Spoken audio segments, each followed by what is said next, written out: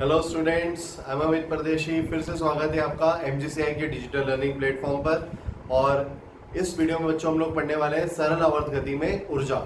ठीक है, तो यहाँ पर हम देखेंगे कितने प्रकार की ऊर्जाएं होती है और उनके क्या सूत्र होते हैं। ठीक, चलो, लेकिन ऊर्जाएं ज्ञात करने के पहले विस्थापन का सूत्र मुझे बताओ क्या होता है। सरल आवर्त गति में विस्थापन हम पढ़ चुके हैं और विस्थापन का सूत्र होता है y बराबर a sin ओमेगा टी। लेकिन मैं शुरू से आपको हमेशा एक ही बात बताते आ रहा हूं कि विस्थापन के दो सूत्र होते हैं। y बराबर a sin ओमेगा टी भी होता है और y बराबर a cos ओमेगा टी भी होता है। और y बराबर a sin ओमेगा टी का उपयोग कब करना है बच्चों हमें? जब वस्तु माध्य स्थिति से चलना प्रारंभ करे। और y बराबर a cos ओमेगा टी का उपयोग कब करना है? जब वस्तु अधिकतम विस्थापन की स्थिति से चलना प्रारंभ करे। मतलब स्टार्ट हमने कहां से लिया? अधिकतम विस्थापन से, तो y बराबर a cos ओमेगा टी। और माध्य स्थिति से स्टार्ट लिया तो y बराबर a sin ओमेगा टी। ठीक, तो अगर मैं y बराबर a sin ओमेगा टी लेके चल रहा हूं, इसका मतलब ये है कि मैं मान के चल रहा हूं कि वस्तु माध्य स्थिति से चलना प्रारंभ कर रही है। ठीक है, चलो, तो ये तो हो गया विस्थापन। और वेग का सूत्र भी हमें पता है बच्चों। वेग का सूत्र v बराबर a omega cos omega T. ठीक, ये वेग का सूत्र है।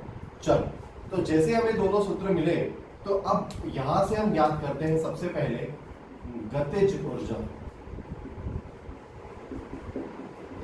सबसे पहले हम ज्ञात करेंगे गतिज ऊर्जा। किसमें? सरल आवर्त गति में। सरल आवर्त गति में गतिज ऊर्जा। अब बच्चों, गतिज ऊर्जा कोई सी भी हो, काइनेटिक एनर्जी, वो होती है हाफ एम वी स्क्वायर, यही होती है। और v का मान हमें पता है a omega cos omega t, तो यहां रख दो v का मान।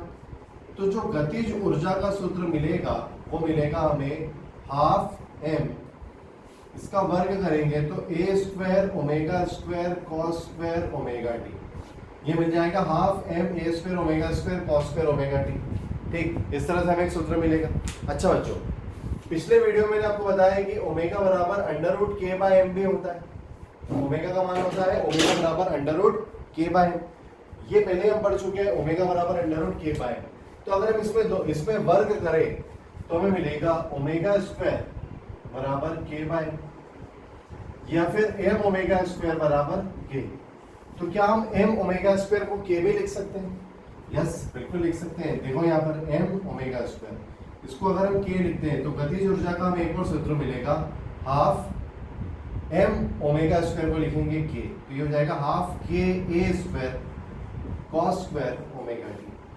तो ये दोनों गतिज ऊर्जा के सूत्र, हाफ के a square cos square omega T. ठीक है बच्चों, ये दोनों गतिज ऊर्जा के सूत्र हैं। अब गतिज ऊर्जा के सूत्र के बाद अब हम आते हैं स्थितिज ऊर्जा पे। पोटेंशियल एनर्जी, जिसे हम बोलते हैं स्थितिज ऊर्जा। ठीक है, पोटेंशियल एनर्जी स्थितिज ऊर्जा पे आते हैं बच्चों।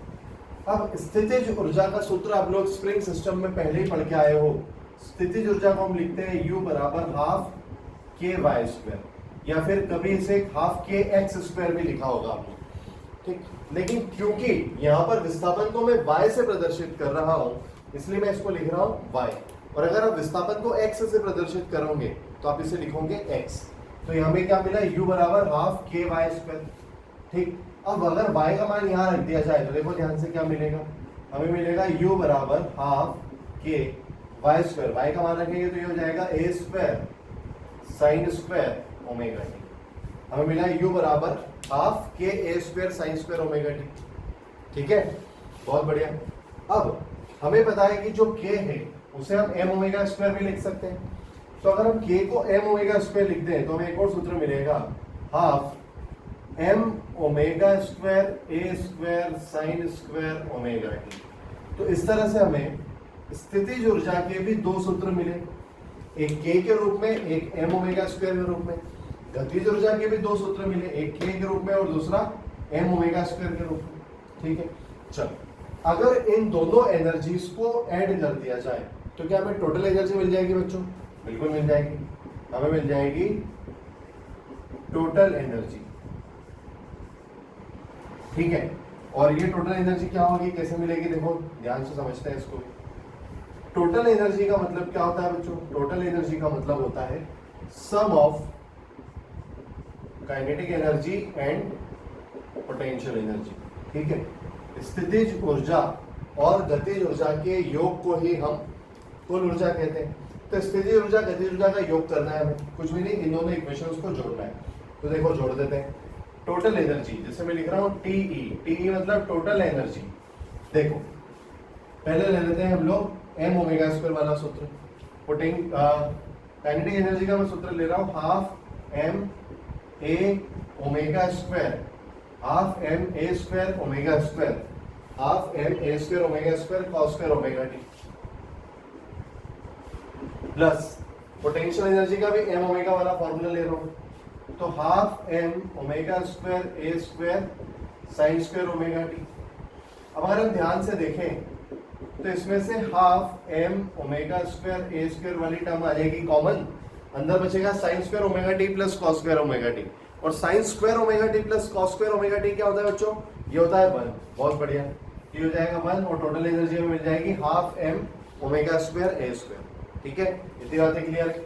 सिमिलरली अगर इन दोनों इक्वेशंस को मैं ऐड कर दूं, हाफ के a square cos square omega t, half के a square sine square omega t, तो इसमें से हाफ के ए स्क्वायर आ जाएगा कॉमन, अंदर बचेगा sine square omega T plus cos square omega T जो हो जाएगा 1। तो टोटल एनर्जी का हम एक फॉर्मूला और लिख सकते हैं हाफ के ए स्क्वायर। टोटल एनर्जी का एक और फॉर्मूला हो जाएगा हाफ के ए स्क्वायर। ठीक है, ये भी क्लियर है बच्चों? बहुत बढ़िया। अब देखो यहाँ पर हमने टोटल एनर्जी के अलग अलग फॉर्मूलास पढ़े।